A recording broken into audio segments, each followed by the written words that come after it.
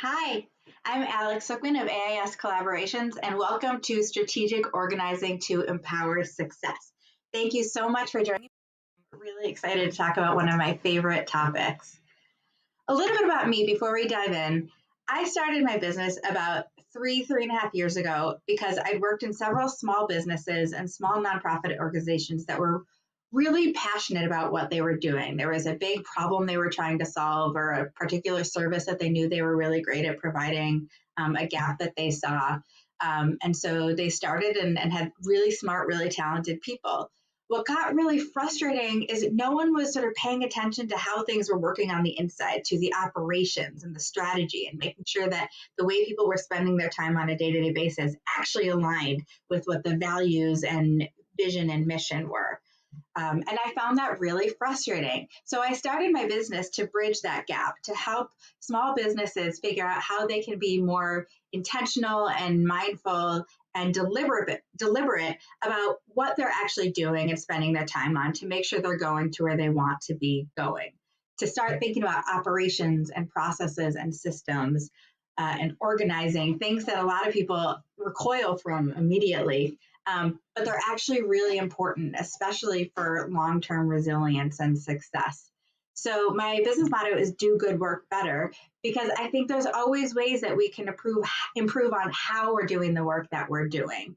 And that makes not only makes the impact that we have bigger, but makes us feel more confident and in control and clear about what it is we're doing and what we're spending our time on. So today we're going to talk about four main questions. The first one is, why is it so important for small businesses to be organized? What does it actually do? I know we've all probably said to ourselves in our lives, oh, I wish I could be more organized, or my life would be so much easier if I could just organize X. But what does it mean, and why is it so helpful? The second question is, why is it so hard to get organized?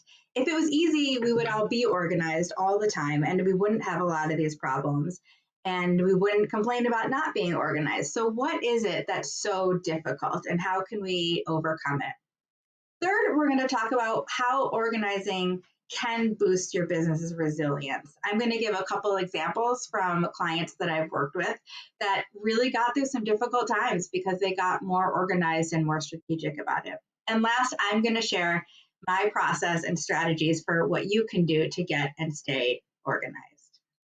But first, I want to dive into a misconception that I hear all the time that I just hate. And I want to get this out of the way right off the bat.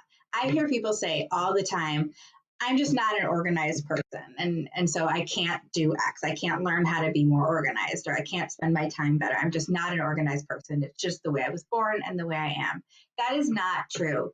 Being organized is a way of thinking. It is a skill that you can teach yourself and master and put to use right away. So stick with me, and I'm excited to show you how.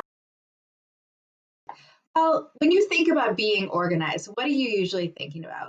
It's probably the stuff that helps you in your day-to-day life. Like, I wish that my desk was neater and I didn't have so many things on the surface of my desk. Or I wish that when I was looking for a file on my computer, I knew exactly where it was and I didn't have to spend a lot of time looking for it. Or even, with hard copy, gosh, with paper being organized, I wish that I knew where that particular folder or book that I need was. I was just using it a week ago and I put it down and I don't remember where I put it. A lot of times we talk about it in terms of our schedule and how we spend our time. Do we know our schedule in advance so we know what meeting we have first and what we need to do second and where we need to go next? Or are we scrambling in between and feel really frazzled whenever we arrive for our next thing? So a lot of times we're talking about being organized in the terms of how it affects your day-to-day life. And that's true, and that's really important. But for your business, it's something bigger than that. Being organized contributes to how prepared your business is to deal with unexpected challenges, to deal with growth and change that are going to come up naturally or forced. I mean, right now we're going through this crazy coronavirus period, and a lot of businesses had to make very quick changes in how they do things and what they're doing. And being organized made it easier to pivot and to regroup.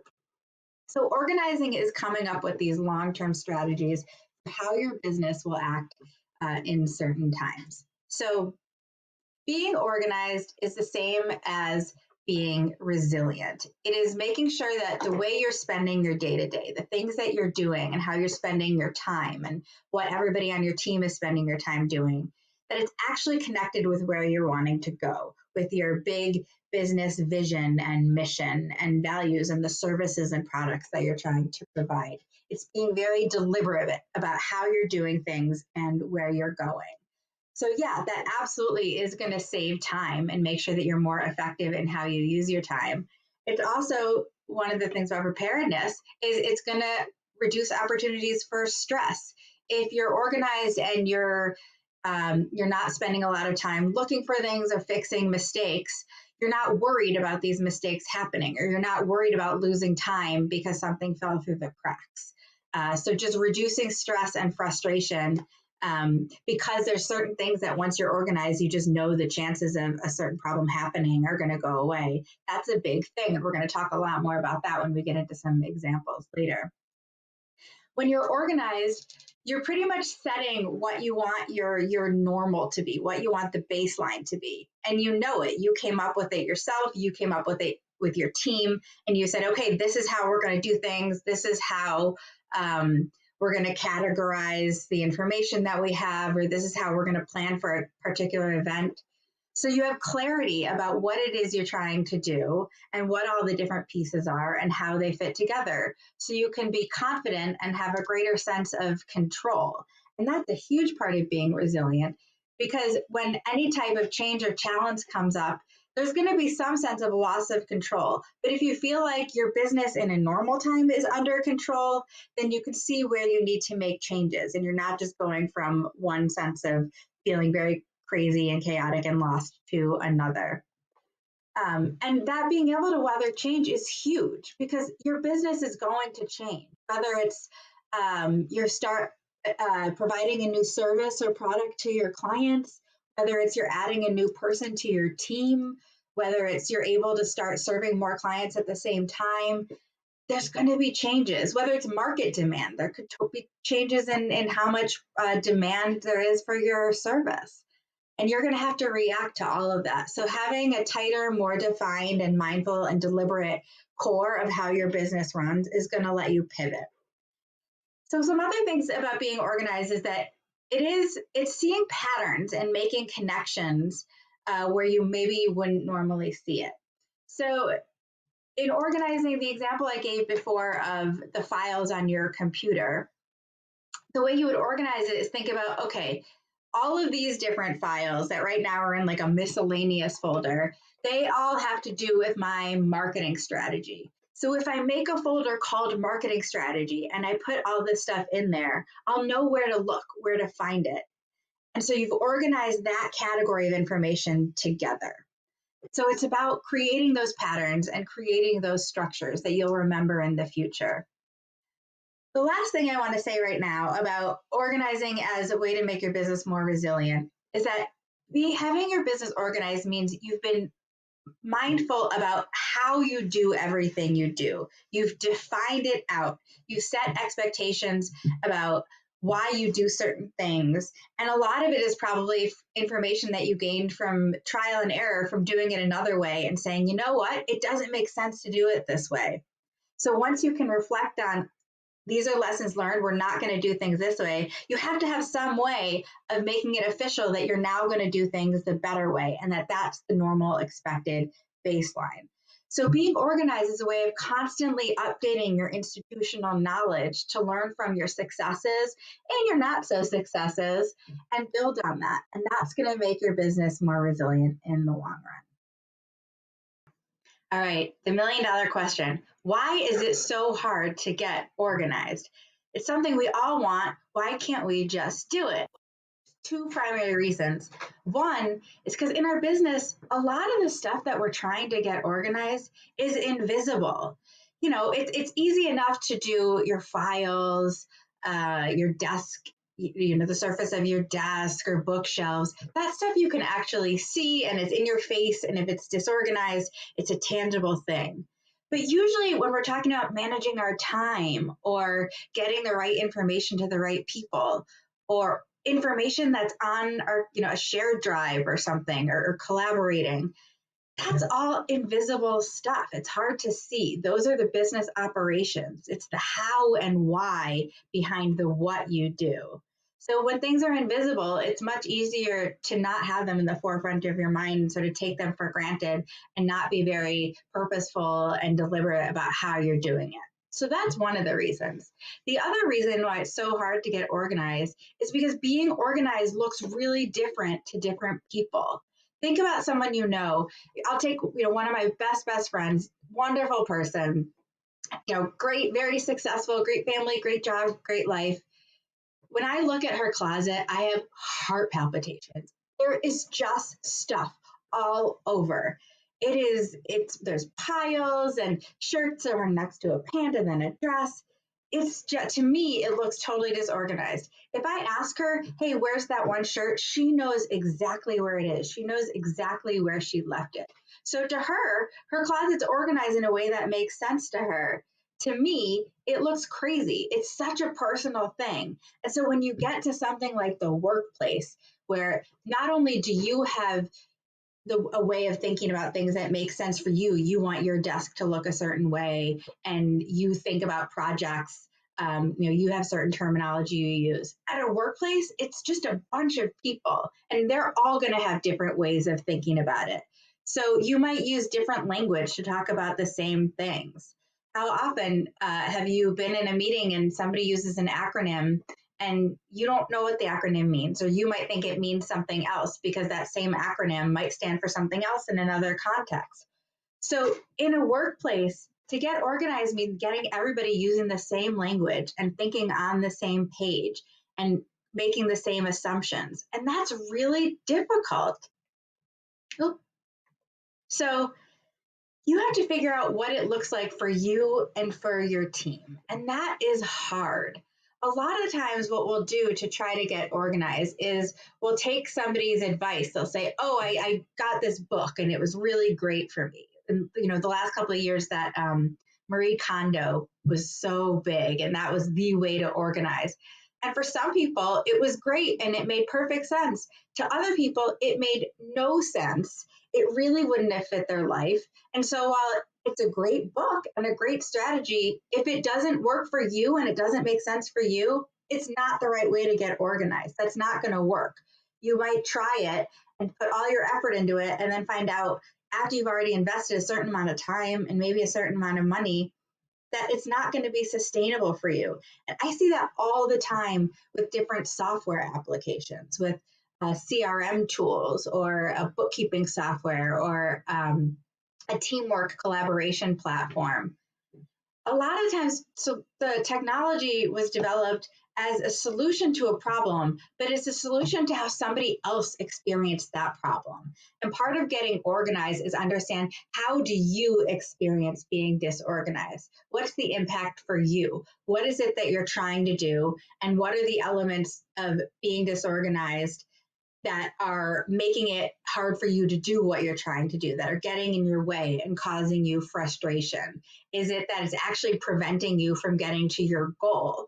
Is it that it's just recurring frustrations that you feel like are wasting time, and the wasting time is what's the problem? You really have to get deep and do some serious self-awareness and introspection, and talking to your colleagues to figure out what is at the nugget of why being disorganized is the problem.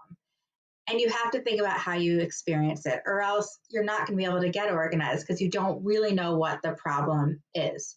So figuring out what being organized looks like for you and your team in a specific context is a really tough step.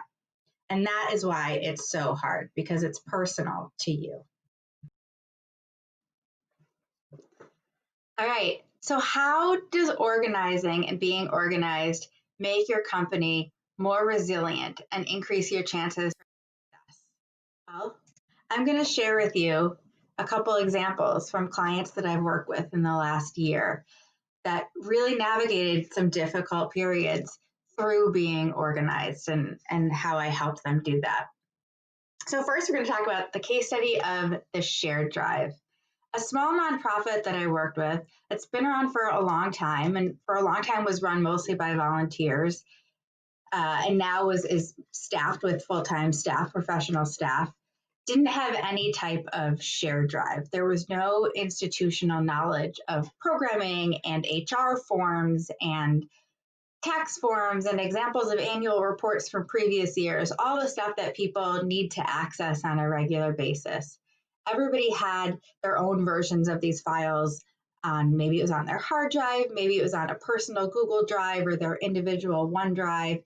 People were sending things back and forth on documents that they were working on together, like a report that they were working on. There were a lot of hard copies and passing around hard copies and putting in the edits into a hard copy and somebody else entering them into the master version.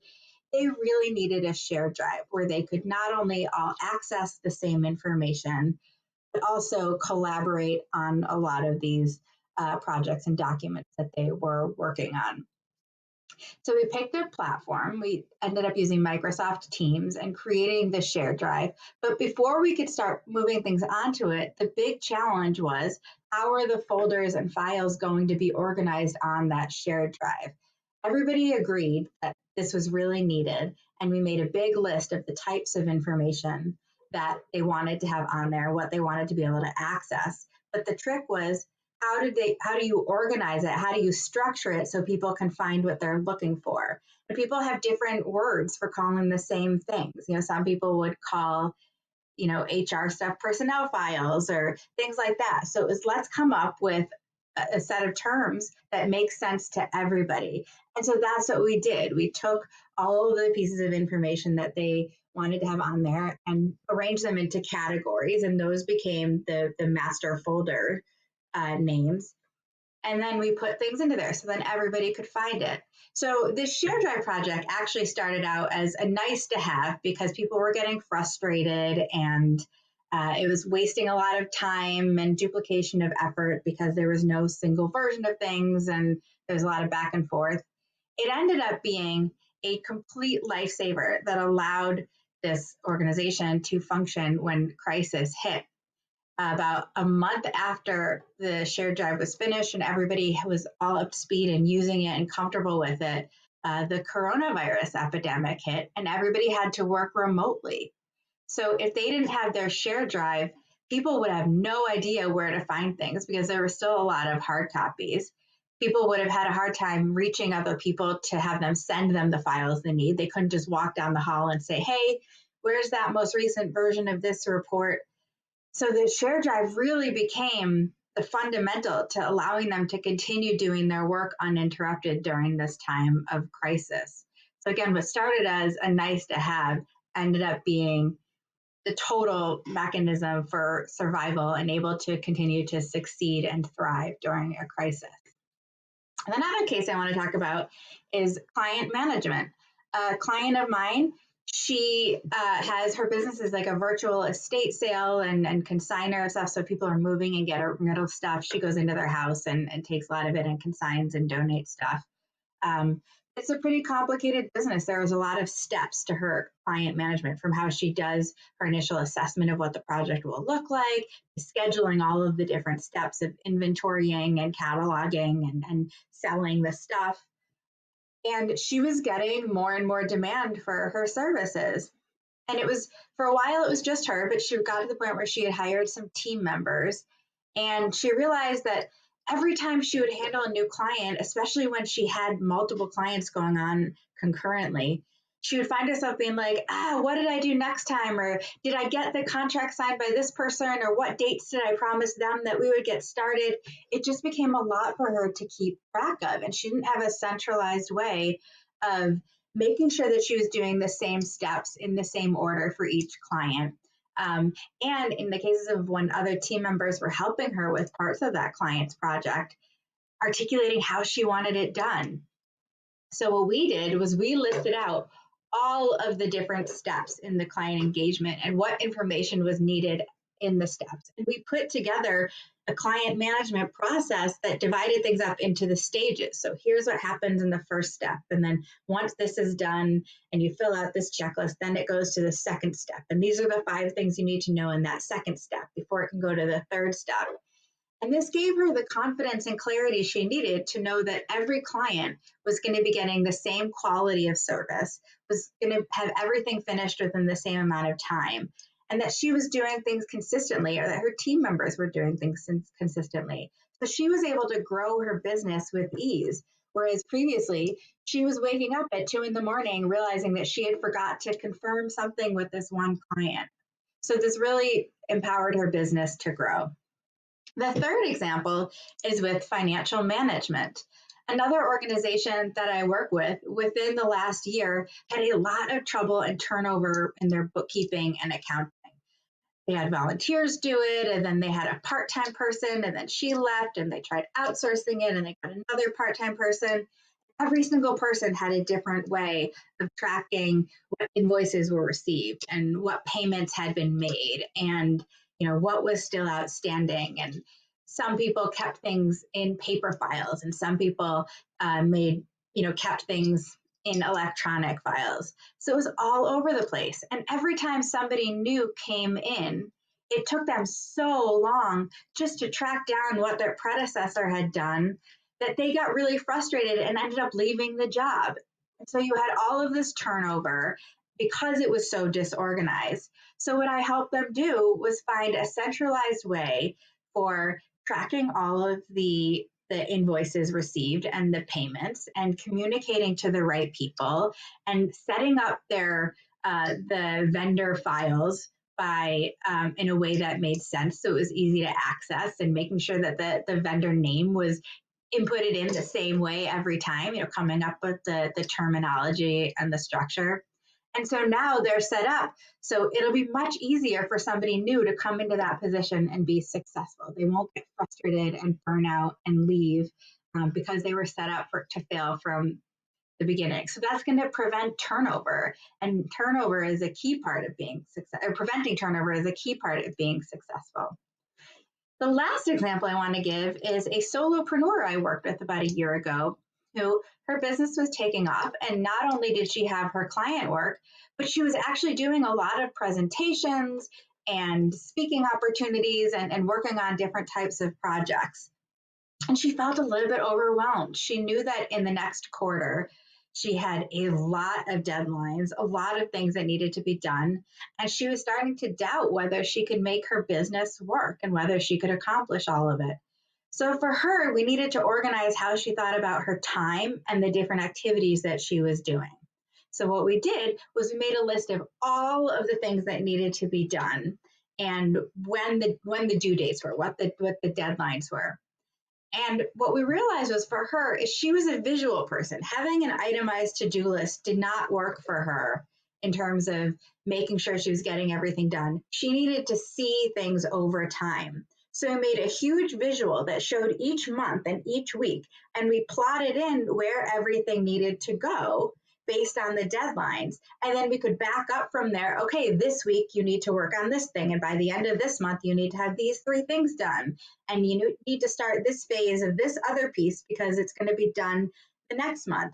And thinking of it visually and being able to do that, not only did it get her through those 3 months and leave her feeling really empowered and like, oh, of course she can tackle having this business, she's a total rock star, it gave her a new way of thinking about things so that she could organize and strategize about her own time going forward. So these are real life case studies of how small businesses and small workplaces really benefited and weathered some pretty difficult challenges through organization. All right, the moment you've been waiting for. How do you actually get and stay organized? Well, organizing is really developing systems. So this is my strategy for how you develop systems that will work for you. So you're shining a spotlight on operations. Let me move my little picture box down. Sorry about that. All right. The first step to shining a spotlight on systems and coming up with a strategy for organizing is to think about the problem. How are you experiencing the problem? What is it that you wish was more organized? Think back to the examples that I gave in the last section. Is it that you need some sort of shared organizing structure for, files or naming documents for your team? Is it that you need better way of managing your time and keeping track of how you schedule things? What is it that you're experiencing that's the problem? And the more specific you can be about the problem, the better. So how are you experiencing it? How are you currently doing things? And what about that is working and what about that is not working? What are the pain points and the frustrations? Especially think about if there are aspects that are recurring. If it's like, oh, this happens every time I try to do X, chances are there's a way to improve the system for doing it. So that's the first step, is really defining both the problem from being disorganized, but specifically how you are experiencing that problem. Then you move on to the second step, which is what's the outcome you are trying to get to? Not what's the solution. The common step and common mistake is jumping to thinking about the solution. But that's not really going to work. You're not going to come up with the best solution. So what will it look like when this problem that you just defined is no longer there? How will your life be different? What obstacles will you no longer have to face? Or what will be easier for you to do that you can't do now? What are things that you're putting up with or tolerating now that you won't have to deal with anymore? You want to just envision what the world will look like when this disorganization problem is no longer a part of your life. Once you've done that, you've essentially laid out how things are now, how things will be when they're the way you want to do them, what the ideal versions of things will be. And then the third step is getting from here to there. So you've mapped it all out, you've come up with what you need and what you currently have, and then you're filling in those dots and you're coming up with an action plan. So what are the steps that you need to take? Are there any unanswered questions that you need to look into before you can really start taking steps? In the share drive example, we knew exactly what that they needed a share drive. We knew what types of folders it was going to be, but we had to pick a platform and we had to research what different types of platforms were available. So before we could really actually start building any type of share drive, we had to do some of that background research. What are some obstacles that you can anticipate in getting from here to there that maybe you have to plan for?